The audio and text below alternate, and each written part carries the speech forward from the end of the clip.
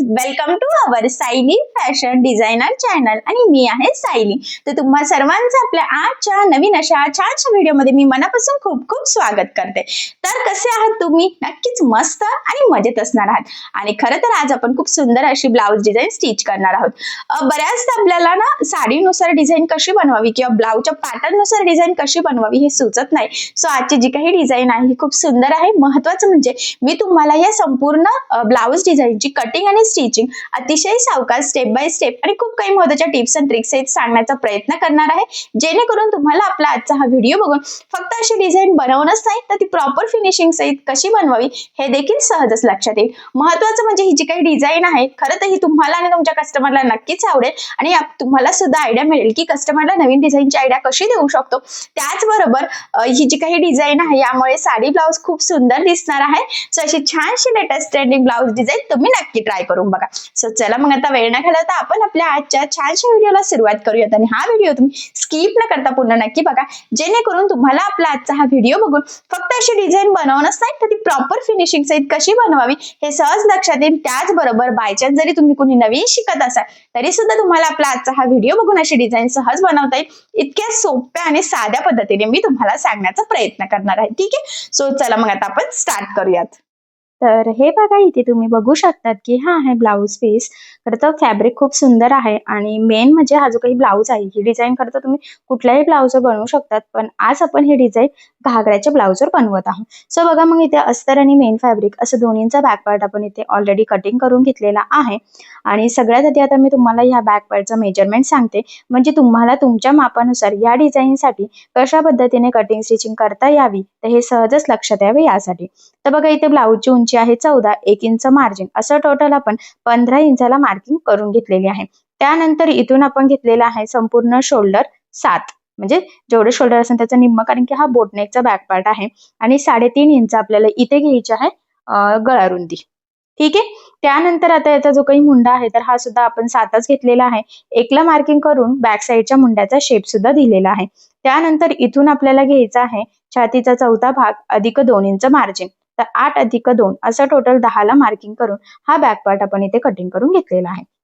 So बघा, मग सगळ्यात आधी आता गळ्याची जी काही मार्किंग आहे तर ती आपल्याला अस्तरच्या बॅक पार्टवर करायची आहे। सो ती आपण इथे करून घेऊयात।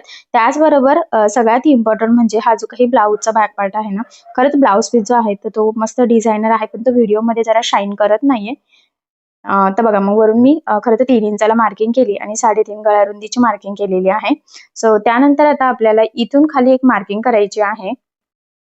तर बघा, ती जी काही मार्किंग आहे तर इथे खरं तर आपण 1.5ला एक मार्किंग केली आणि त्याच्या खाली इथून इथपर्यंत तुम्हाला किती डिस्टन्स हवा आहे त्यावर ते डिपेंड आहे। तर मी इथे 7.5ला मार्किंग केली। पुन्हा 3.5 गळा रुंदीची मार्किंग इथे करून घेतलेली आहे। आणि हे जे काही पॉइंट आहेत तर हे आता आपल्याला हे पट्टीच्या सहाय्याने लाईन ड्रॉ करून जॉईन करून घ्यायचे आहे। आणि खरं तर बघा, इथे आता इथून वरती एक बॉक्स झालेला आहे आणि इथे सेंटरला एक बॉक्स झालेला आहे। ठीक आहे, तर बोटनेक साठी आपल्याला वरती एक गळा आणि खाली एक गळा असं लागतच असतो। ठीक आहे, तर बघा आता आपण इथे गोल गळ्याची मार्किंग करून घेऊयात वरती। तर तिथे सुद्धा तुम्ही पानगळा किंवा चौकोनी गळा घेऊ शकता, पण मी सिंपल असा गोल घेतलेला आहे। आणि त्यानंतर आता आपल्याला खाली सुद्धा एक मार्किंग करायची, त्याचबरोबर इथे सुद्धा आपली एक डिझाईनची मार्किंग आहे, लक्षात राहू द्या। आणि त्यानंतर आता बघा, इथून 7.5 आहे तर 7.5चं निम्म घ्यायचं आहे आपल्याला। डिझाईन बनवण्यासाठी त्याचं सेंटर घेणं खूप गरजेचं आहे, कारण की शेप आपला सेंटर पासून व्यवस्थित सेम येणं तितकंच गरजेचं आहे खरं तर त्यासाठी। आणि बघा, मग मी इथून ह्या पद्धतीने फेंट फेंट गोलाकार शेप इथे ड्रॉ करून घेतलेला आहे। हे बघा, तर तो आता थोडासा डार्क करते म्हणजे तो तुम्हाला व्यवस्थित दिसेल। ठीक आहे, तर आपण इथे ही जी काही गळ्याची मार्किंग आहे तर ही खरं तर ड्रॉ करून घेतलेली आहे। तर आपल्याला हा गळा कॅनव्हास पेपर लावून स्टिच करायचा आहे। सो त्यामुळे मग आपण इथे लगेच हा कट करणार नाहीये। त्याचबरोबर आता डिस्टन्स किंचित आपल्याला बाहेरून काढायचा आहे, जेणेकरून गोलाकार शेप व्यवस्थित यावा यासाठी। त्यासाठी आता मी काय करते, इथे बघा एक डिश घेतलेली आहे आणि ती ठेवून बरोबर मार्किंग करते, जेणेकरून तो किंचितसा जर मला आतमध्ये वाटत होता ना तर तो बाहेरून व्यवस्थित गोलाकार शेप आलेला आहे। बघा, इथून व्यवस्थित, कारण की कसं ना, तर रेडी झाल्यावर जर गोल नाही दिसला तर तो व्यवस्थित वाटणार नाही। त्यामुळे डिशने मी गोलाकार शेप इथे ड्रॉ केला आणि किंचितसा तो बाहेरनं आलेला आहे। सो तो आहे आता आपला फायनल गळ्याचा शेप। ठीक आहे, आता ही जी काही मार्किंग आहे तर ही आपल्याला कॅनव्हास पेपरवर करून घ्यायची आहे। त्यासाठी मी इथे पेपर कॅनव्हास घेतला, तो डबल फोल्ड केलेला आहे आणि बरोबर इथे ठेवलेला आहे बंद बाजू कॅनव्हास पेपरची आणि अस्तरची मॅच केली आणि बघा असं ठेवल्या फेंट फेंट गळ्याची मार्किंग दिसते. तर स्केच पेनच्या सहाय्याने ती आपल्याला इथे डार्क करून घ्यायची आहे. ठीक आहे. आता ही जी काही मार्किंग आहे तर ही आपल्याला खरं तर दुसऱ्या साईडला सुद्धा करून घ्यायची आहे. तर सगळ्यात आधी आपल्याला जेवढा कॅनव्हास पेपर लागणार आहे ना तर तो इथे मी कट करून घेते. कारण मग डायरेक्ट सगळा सोबत असला की आपल्याला मार्किंग करणं जरा हार्ड जाऊ शकतं. आणि आधी मार्किंग केली म्हणजे किती लागतंय तेवढंच किंचितचं कडेने मार्जिन ठेवलेलं आहे. तर शेपच्या कडेने 1-1 इंच मार्जिन आपल्याला सफिशियंट आहे. खूप काही मार्जिन ठेवण्याची गरज नाहीये. ठीक आहे. आता मी म्हटल्याप्रमाणे एक साईडने मार्किंग झालेली आहे. तीच मार्किंग दुसऱ्या साईडला सुद्धा फेंट फेंट दिसते बघा. तर ती आपल्याला फक्त डार्क करून घ्यायची आहे. जरी तुम्हाला व्हिडिओ दिसत नसेल पण कॅनव्हास पेपर अशा पद्धतीने दिसला की तुम्हाला मार्किंग ही दिसेलच. ठीक आहे. सो बघा मग फायनली एकदम छान परफेक्ट असा गोलाकार शेप आपला इथे मार्क झालेला आहे. आणि आता आपण स्टिच करायला सुरुवात करूयात. तर सगळ्यात आधी आता आपल्याला इथे अस्तर आणि मेन फॅब्रिक एकमेकाला जोडून घ्यायचं आहे. तर कॅनव्हास पेपर सुद्धा आपल्याला लावायचा आहे. तर आता आपण सोबतच लावून घेऊयात. कॅनव्हास पेपर लावण्याची सगळ्यात सोपी पद्धत आहे की ब्लाउजचा बॅक पार्ट बघा मी इथे सरळ ठेवलेला आहे. त्यावर आपण अस्तरचा बॅक पार्ट ठेवून घेतलेला आहे. आणि आता आपल्याला यावर आपण कटिंग केलेला जो काही गळ्याचा शेप आहे गोलाकार तर तो सुद्धा इथे ठेवून घ्यायचा आहे. तर त्याच्या सेंटर पॉइंटला मी मार्किंग करून घेते. कडेने सुद्धा एवढा कॅनव्हास पेपरची गरज नाहीये. तर ती सुद्धा कट करून घेतली. आता त्याचा सेंटर आणि आपला जो काही ब्लाउजचा सेंटर बघा पॉइंटची मार्किंग केलेली आहे. तर तो आपल्याला मॅच करायचा आहे आणि सगळ्यात आधी मध्यभागी एक टीप मारून घ्यायची आहे. जेणेकरून सेंटर पासून दोन्ही साईडला आपला शेप सेम यावा. एकाच साईडला येऊ नये तिरका वगैरे. सो यासाठी. ठीक आहे. आणि बघा मग आता त्यानंतर जी काही आपली परफेक्ट अशी मार्किंग आहे एक्झॅक्टली त्यावरच आपल्याला इथे टीप मारून घ्यायची आहे. टीप मारताना गोळा होणार नाही, कुठलाही कपडा सरकला जाणार नाही, तिरका होणार नाही. तर याची आपल्याला काळजी घ्यायची आहे. आणि लक्षात राहू द्या जी मार्किंग आहे एक्झॅक्टली त्यावरच टीप येऊ द्या. थोडी जरी किंचित वर खाली झाली तरी सुद्धा आपला शेप बिघडेल. कारण की आता ह्या टीपवरच आपला संपूर्ण शेप हा डिपेंड आहे. आणि खरं तर इथे तुमच्या लक्षात येईल की आपण एकदम परफेक्ट अशी मार्किंगवरच टीप मारून घेतलेली आहे. ठीक आहे. आता यानंतर काय करायचं आहे आपल्याला हा मधला पार्ट कट करून घ्यायचा आहे. त्यासाठी ह्या पद्धतीने मी फोल्ड करून एक छोटासा कट मारते इथे. पण कुठलाही कपडा एक्स्ट्राचा कट जाणार नाही याची काळजी घ्यायची. त्याचबरोबर आपला हा गळा कटिंगचा बाकी होता बघा तर तो सुद्धा मी इथे कट करून घेतलेला आहे. आणि म्हटल्याप्रमाणे बघा इथे छोटा कट मारते. आता ते सरळ करून आपल्याला हे जो काही मधला पार्ट आहे हा सगळा कट करायचा आहे. म्हणजे मेन फॅब्रिक त्याचबरोबर अस्तर आणि कॅनव्हास पेपर सगळंच. ठीक आहे. आणि किंचितसं मार्जिन ठेवायचं आहे आपल्याला फक्त इथे. आणि आता हे कटिंग झाल्यानंतर या शेपला द्यायचे आहे आपल्याला छोटे छोटे कट्स. जेणेकरून ज्यावेळेस आपण हा पार्ट सरळ करू तर तो प्रॉपर फिनिशिंग सहित सरळ व्हावा आणि आपला जो काही गोलाकार शेप आहे तर तो व्यवस्थित गोलाकारच यावा परफेक्ट असा. सो त्यासाठी ही स्टेप खूप इम्पॉर्टंट आहे. तुमचा गळा कुठलाही असो शक्यतो गळ्याला छोटे छोटे कट्स मारायचेच. कट्स मारल्यानंतर बघा आता आपण हे आतमध्ये फोल्ड करून घेऊयात.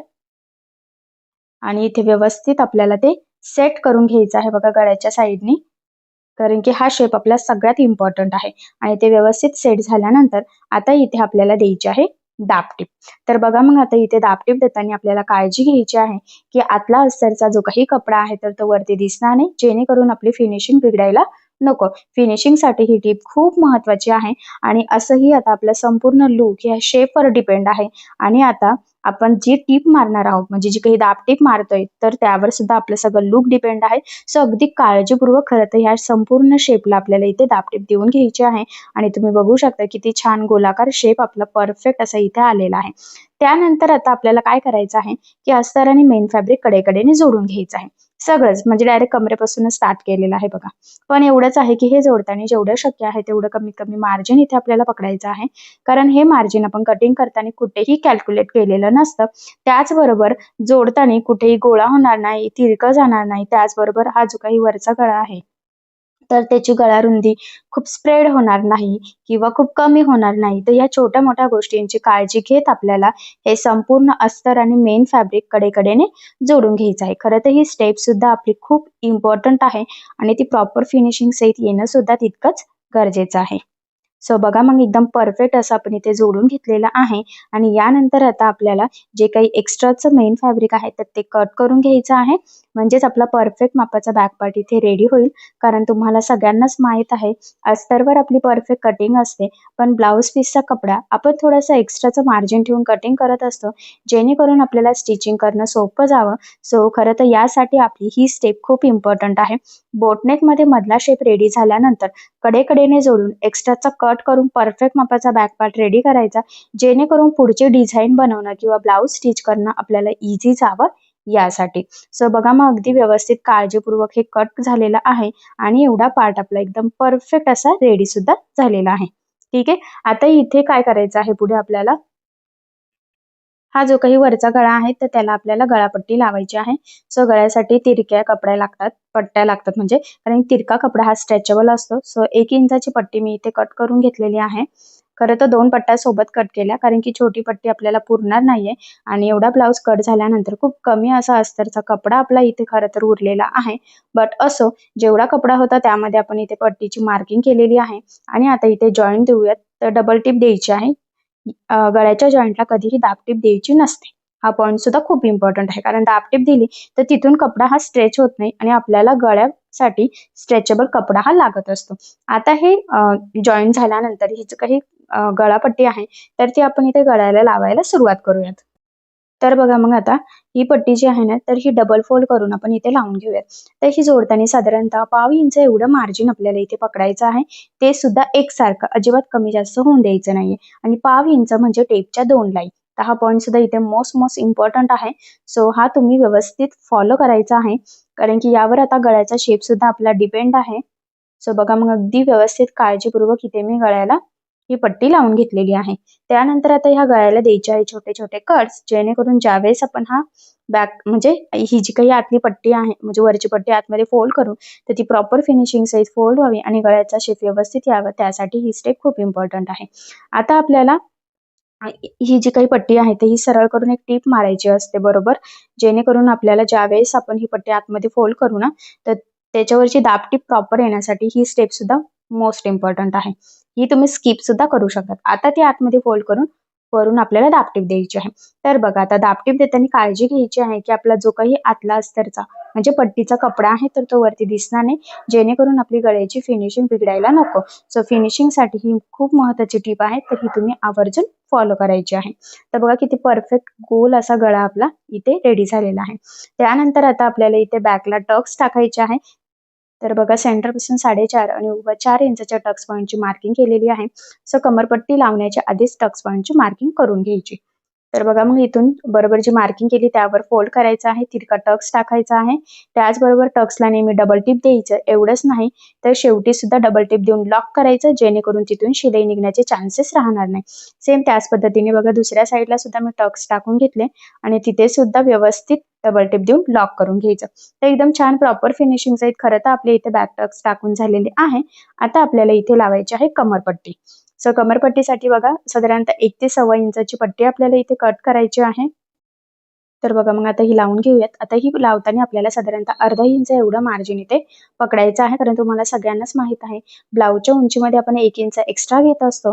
सो अर्धा इंच शोल्डरमध्ये आणि अर्धा इंच कमरेमध्ये जात असते. ठीक आहे. त्यानंतर पट्टी ह्या पद्धतीने सरळ करून एक टीप मारायची. महत्वाचं म्हणजे आता ही जी काही टीप मारतो तर ती एकदम जवळून असते, ती सुद्धा अस्तरच्या पट्टीवर. ठीक आहे. त्यानंतर ती आतमध्ये फोल्ड करून मग आता इथे आपल्याला द्यायची आहे दाबटीप.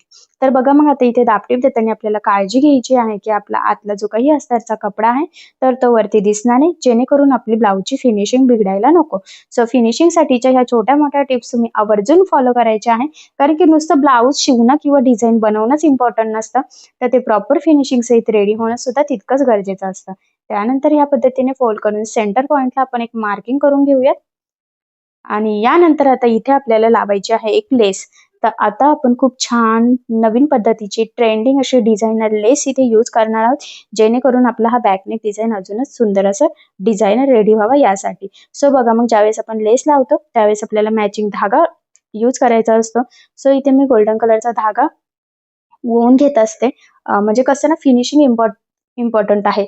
जर का तुम्ही रेड कलरचाच धागा गोल्डन लेसवर यूज केला तर सगळी फिनिशिंग बिघडेल. सो तसं होऊ नये त्यासाठी अगदी व्यवस्थित काळजीपूर्वक धागा चेंज करायचा, वरचा करायचा, बॉबिन केसचा नाही केला म्हणजे बॉबिनचा नाही केला तरी सुद्धा चालेल. ठीक आहे. आता ही डिझायनर लेस आपण लावायला सुरुवात करूयात. तर अगदी काळजीपूर्वक सावकाश आपल्याला ही लेस लावायची आहे, कारण की ही भरपूर सारी ब्रॉड आहे, तर ती प्रॉपर लागणं सुद्धा तितकंच गरजेचं आहे. आणि सेंटरला आपल्याला ती लेस व्यवस्थित फोल्ड करून खाली कंटिन्यू मधल्या गोल शेपला लावायची आहे, कारण की आता ही लेस लावण्याच्या पद्धतीवर आपली ही जी काही बॅकनेक डिझाईन आहे ना, खरं तर त्याचं लुक डिपेंड आहे. सो बघा मी इथे पण फोल्ड केली, पुन्हा खाली सुद्धा ती फोल्ड करायची आहे. तसं पुढे ते तुमच्या लक्षात येईलच. आणि मग कंटिन्यू पुन्हा आपल्याला सेंटरपासून गोलाकार शेपला लावायचं आहे. तर बघा मध्यभागी आपण कशा पद्धतीने ती लेस फोल्ड केलेली आहे. सो तुम्ही सुद्धा सेम त्याच पद्धतीने फोल्ड करायची आहे. एवढंच नाही तर इथून गोलाकार अर्धा गोलाकार संपला की पुन्हा आपल्याला सेंटरला सेम त्याच पद्धतीने फोल्ड करून ती लेस खाली आणायची आहे. हे बघा इथून इथपर्यंत पुन्हा फोल्ड करत ती कंटिन्यू आपल्याला कमरेच्या साईडला न्यायची आहे. ठीक आहे. तर म्हणजे इथे लेस लावण्याचा हा पॉइंट इम्पॉर्टंट आहे की लेस व्यवस्थित लागली गेली की शेप छान येईल, नाही लागली गेली तर शेप छान येणार नाही. आता बघा ह्या लेसला दुसऱ्या साईडने सुद्धा आपण टीप टाकून घेऊयात. ऍक्च्युली मी नेहमीच सांगत असते लेस जाड बारीक कशीही असो शक्यतो दोन्ही साईडने टीप टाकण्याची सवय लावून घ्यायची. त्याचे 2-3 फायदे असतात. महत्वाचं म्हणजे लेस पॅक लागली जाते, ती वरती तरंगत सुद्धा नाही आणि सगळ्यात इम्पॉर्टंट म्हणजे फिनिशिंग सुद्धा खूप सुंदर येते. सो त्यामुळे शक्य असल्यास लेस कशीही असो छोटी बारीक नाजूक किंवा ब्रॉड त्याला डबल टिप म्हणजे दोन्ही साईडने टिप देऊन घ्यायची. ठीक आहे. तर बघा मग एक साईडने व्यवस्थित प्रॉपर फिनिशिंग सहित लेस लावून घेतल्यानंतर सेम त्याच पद्धतीने दुसऱ्या साईडने सुद्धा आपल्याला लेस लावून घ्यायची आहे. तर आता आपण कमरेच्या साईडने ती लेस लावायला इथे सुरुवात केलेली आहे. तुम्ही बघू शकतात. तर ती सुद्धा एकदम प्रॉपर फिनिशिंग सहित लावायची आहे खरं तर. आणि बघा ह्या साईडची लेस सुद्धा बरोबर आपल्याला जिथे जिथे फोल्ड करायची आहे तिथे तिथे व्यवस्थित फोल्ड करायची आहे. म्हणजे जसं दुसऱ्या साईडची केलेली आहे ना सेम त्याच पद्धतीने. आणि शेप व्यवस्थित येणं तितकंच गरजेचं आहे. त्यामुळे अगदी व्यवस्थित गळ्याच्या साईडने लावायचं आहे, शेप न बिघडता खरं तर. आणि इथे सुद्धा बघा बरोबर सेंटरला ती फोल्ड करून पुन्हा सरळ थोडीशी नेऊन फोल्ड करून कंटिन्यू गळ्याला लावून घ्यायची आहे. खरं तर ही लेस व्हिडिओमध्ये एवढी व्यवस्थित दिसत नसते तरी खूप छान डिझायनर आहे. आणि सगळ्यात इम्पॉर्टंट म्हणजे खरं तर या लेसमुळेच आपल्या ह्या बॅकनेक डिझाईनला खूप सुंदर असं लुक येणार आहे. पुढे तुमच्या ते लक्षात येईलच. एवढंच नाही तर बघा दुसऱ्या साईडने सुद्धा टीप मारून घेतली. मी आत्ताच सांगितलं होतं लेस कशी असो दोन्ही साईडने शक्यतो टीप ही मारून घ्यायची. मोस्ट इम्पॉर्टंट टीप आहे ही तुम्ही आवर्जून फॉलो करायची आहे. सो बघा मग फायनली एकदम छान प्रॉपर फिनिशिंग सहित खरं तर आपण ही लेस लावून घेतलेली आहे. त्यानंतर आता आपल्याला इथे मोती लेस यूज करायची आहे. सो त्यासाठी मी इथे सिंगल फूट यूज केलेला आहे बघा. कारण की रेग्युलर फूटवर आपल्याला मोती लेस लावता येत नाही, त्याची फिनिशिंगही छान येत नाही आणि सगळ्यात इम्पॉर्टंट म्हणजे मणी वगैरे फुटतात. आणि आता हे लावताना मण्यांचा जो काही सपोर्ट आहे तर हा पूर्ण आतमध्ये दिसला गेला पाहिजे. फक्त मणी आपल्याला बाहेर दिसले पाहिजे. इतक्या सुंदर प्रॉपर फिनिशिंग सहित खरं तर आपल्याला ही मोती लेस इथे लावून घ्यायची आहे. हा पॉइंट खूप इम्पॉर्टंट आहे. बऱ्याचदा काय होतं आपण गडबडीत लावतो किंवा खरं तर याला थोडी प्रॅक्टिसची पण गरज आहे. व्यवस्थित अंदाजाने टीप मारणं, कारण की ते जे मनीचा सपोर्टचा बाहेर दिसला ना तर सगळं लुकच बिघडतं आणि ते आपल्याला इथे बिघडू द्यायचं नाहीये. आता बघा इथे पुन्हा व्यवस्थित आपण इथे टीप लावायची आहे. जिथे टीप आहे ना तिथले मणी आपल्याला काढून घ्यायचे आहे. ठीक आहे. आणि बघा किती छान प्रॉपर फिनिशिंग सहित मधल्या शेपला आपण ही मोती लेस लावून घेतलेली आहे. आणि खरं तर या मोती लेसमुळे ना आपल्या ह्या ब्लाऊजला अजून सुंदर असं लुक सुद्धा येणार आहे. आता कंटिन्यू लगेचच जो काही वरचा शेप आहे ना तर तिथे सुद्धा आपल्याला ही जी काही मोती लेस आहे ही लावून घ्यायची आहे बघा. आणि तिथे सुद्धा अगदी काळजीपूर्वक अजिबात सपोर्ट दिसायला नको. हा पॉइंट खूप इम्पॉर्टंट आहे आणि त्यावर फिनिशिंग डिपेंड आहे आपल्या ब्लाऊजची, लक्षात राहू द्या. ठीक आहे.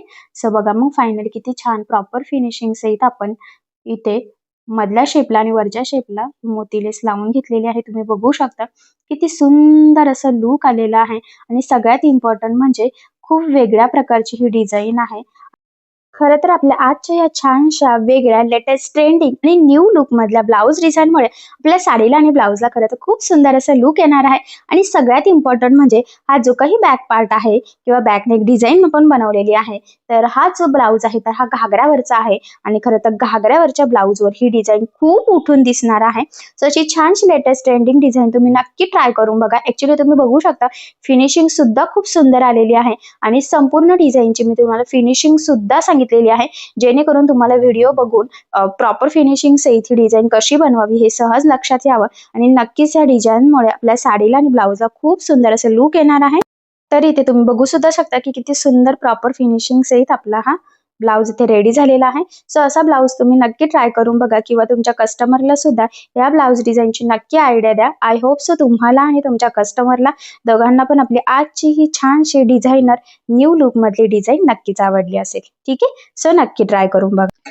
सो बघा मग खूप छान लेटेस्ट ट्रेंडिंग न्यू लुक मधली आपली आज खरं तर ही डिझाईन रेडी झालेली आहे आणि नक्कीच या छानशा डिझाईनमुळे साडीला ब्लाऊजला खूप सुंदर असं लुक येणार आहे. तशी छानशी ट्रेंडिंग डिझाईन तुम्ही नक्की ट्राय करून बघा. मी तुम्हाला जेवढं शक्य आहे तेवढं सोप्या पद्धतीने आणि अतिशय सावकाश सांगितलेलं आहे आणि अशा छानशा लेटेस्ट ट्रेंडिंग डिझाईनची आयडिया तुम्ही तुमच्या कस्टमरला सुद्धा नक्की द्या.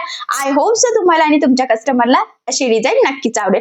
त्याचबरोबर ही डिझाईन तुम्ही स्टिच करून बघा आणि जर त्यामध्ये तुम्हाला काही प्रॉब्लेम येत असेल तुम्हाला कमेंट करून नक्कीच कळवा. मी तुमच्या प्रश्नाचे उत्तर देण्याचा नक्कीच प्रयत्न करेन. ठीक आहे, सो चला मग आता आपण आपला आजचा छानसा व्हिडिओ इथेच थांबूयात आणि तुम्हाला आपला आजचा व्हिडिओ डिझाईन कशी वाटली तर ते मला कमेंट करून नक्की कळवा. त्याचबरोबर जर तुम्हाला आपला आजचा व्हिडिओ आवडला असेल तर व्हिडिओला लाईक करायला विसरू नका आणि असेच नवनवीन छानसे व्हिडिओज बघण्यासाठी आपल्या सायली फॅशन डिझायनर या चॅनलला सबस्क्राईब करायला विसरू नका आणि ज्या वेळेस तुम्ही सबस्क्राईब कराल त्यावेळेस त्यासमोरील बेल आयकॉन ही नक्की प्रेस करा. त्यामुळे काय होईल, जेव्हा मी नवीन व्हिडिओज टाकेल त्याचं नोटिफिकेशन तुम्हाला तुमच्या मोबाईलवर येईल. ठीक आहे, सो चला मग भेटूया पुन्हा नवीन अशा छानशा व्हिडिओमध्ये. तोपर्यंत टेक केअर, काळजी घ्या आणि आपला आजचा व्हिडिओ शेवटपर्यंत पूर्ण बघितल्याबद्दल thank you so much. Bye bye.